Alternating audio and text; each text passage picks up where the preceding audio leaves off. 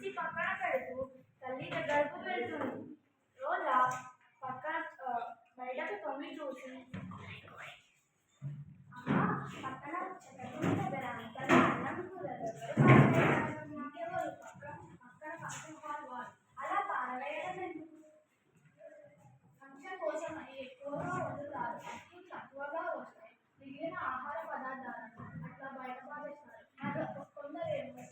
కొందరేమో ఎక్కువగా పెట్టుకొని వదిలేస్తారు. మరేం చేయాలి? అంతా తినలేదు కదా, అందులో పారవేయడం ఎందుకు?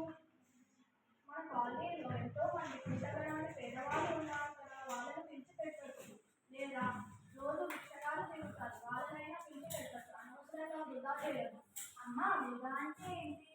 మీ బడిలో మీ బడిలో మీ బడిలో భోజనం పెడతారు కదా, వాటిని కొంత తినేస్తారా, కొంత పాడేస్తారా? మొత్తం తినం, కొంత పాడేస్తాం. చూసావా, అనవసరానికి నుంచి ఖర్చు చేస్తే ఎవరికి ఉపయోగపడుతుందా? వృధా చేయడాన్ని వృధా అంటారు. విలువైన వాటిని వృధా చేయకూడదు. చాలా నష్టం వృధా. అమ్మ, అన్నం నిజంగానే విలువైనదా? చాలా విలువైనది. రైతుల కష్టానికి విలువ కట్టలేదు రోజా. అవునా? మరి ఈ వృధాను నివారించేది ఎట్లా అన్నా? నేనేమైనా చేయవచ్చు.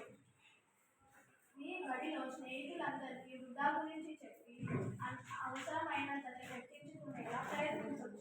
బాగా చెప్పాలమ్మా.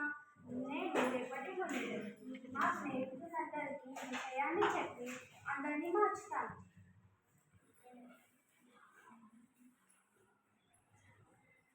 డియర్ ఫ్రెండ్స్, ప్లేట్లలో పెట్టుకున్న అన్నం కూరలు వృధా చేయొద్దు.